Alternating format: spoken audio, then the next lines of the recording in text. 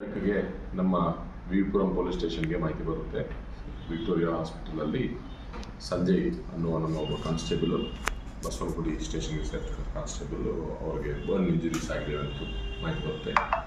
ಕೂಡಲೇ ಅಲ್ಲಿಗೆ ಹೋಗ್ಬಿಟ್ಟು ಅವ್ರ ಜೊತೆ ವಿಚಾರಣೆ ಮಾಡಬೇಕಾದ್ರೆ ಮನೆಯಲ್ಲಿ ಅಡುಗೆ ಮಾಡೋಕ್ಕೆ ಅಂತ ಹೇಳ್ಬಿಟ್ಟು ಸ್ಟವ್ನ ಆನ್ ಮಾಡಿದ್ದೆ.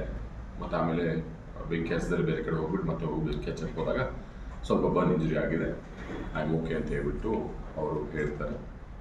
ಅದಾದಮೇಲೆ 3 ದಿವಸದ ಹಿಂದೆ ಅವರು ಸ್ಟೇಟ್ಮೆಂಟ್ನ ಚೇಂಜ್ ಮಾಡಿಬಿಟ್ಟು ಅವ್ರಿಗೆ ಪರಿಚಯ ಇದ್ದ ಒಬ್ಬರು ಅವ್ರ ಮೇಲೆ ಪೆಟ್ರೋಲ್ ಸುರಿದು ಅವ್ರನ್ನ ಅವ್ರಿಗೆ ಆ ಥರ ಗಾಯ ಆಗಿರೋದು ಪೆಟ್ರೋಲ್ ಸುರಿದ್ರಿಂದ ದಯವಿಟ್ಟು ಹೇಳ್ತಾರೆ. ಮತ್ತು ಅಟ್ರಾಸಿಟಿ ಕೇಸ್ನ ರಿಜಿಸ್ಟರ್ ಮಾಡಿದ್ದೀವಿ. ಯಾರ ಮೇಲೆ ಅವ್ರು ಕಂಪ್ಲೇಂಟ್ ಕೊಟ್ಟರು ಅವ್ರನ್ನ ಈಗಾಗಲೇ ನಾವು ವಶಕ್ಕೆ ಮಾಡಿಕೊಂಡು ವಿಚಾರಣೆ ಮಾಡ್ತಾಯಿದ್ದೀವಿ. ವಶಕ್ಕೆ ಅಂತ ಹೇಳಿದರೆ ವಿಚಾರಣೆಗೆ ನಮ್ಮ ಹತ್ರ ಕರ್ಕೊಂಡು ಮಾಡ್ತಾಯಿದ್ದೀವಿ. ವಿಚಾರಣೆ ಇನ್ನೂ ಬಾಕಿ ಇದೆ. ಮತ್ತು ಇದು ಯಾವ ಥರದ್ದು ಇನ್ಸಿಡೆಂಟ್ ಅಂತ ಸಿನ್ಸ್ 2 ಕಾಂಟ್ರರಿ ಥಿಂಗ್ಸ್ ಇರೋ ಕಾರಣ ಇದೇನು ಅನ್ನೋದು ತಿಳ್ಕೊಳ್ಳೋಕ್ಕೆ ಅಂತ ಹೇಳ್ಬಿಟ್ಟು ನಾವು ನಮ್ಮ ಸೈಂಟಿಫಿಕ್ ಇನ್ವೆಸ್ಟಿಗೇಷನ್ ವಿಂಗ್ಸ್ ಏನಿದ್ದಾರೋ ಅವರ ಸಹಕಾರವನ್ನು ನಾವು ಪಡ್ಕೊಳ್ತಾ ಇದ್ದೀವಿ. ಇವಾಗ ಹಿಂದೆ ಗೊಂಗಾಡ ಕೆಲಸ ಮಾಡ್ತಿದ್ರಂತೆ. ಒಂದು 7-8 ಮಂತ್ಸ್ ಮಾತ್ರ. ಎಷ್ಟು ವರ್ಷ ಆಗಿದೆ ಸರ್? 18ನೇ ಬ್ಯಾಚು ಬಸವನಗುಡಿ ಪೊಲೀಸ್ ಸ್ಟೇಷನಲ್ಲಿ ಕೆಲಸ ಮಾಡ್ತಾಯಿದ್ರು. Thank you.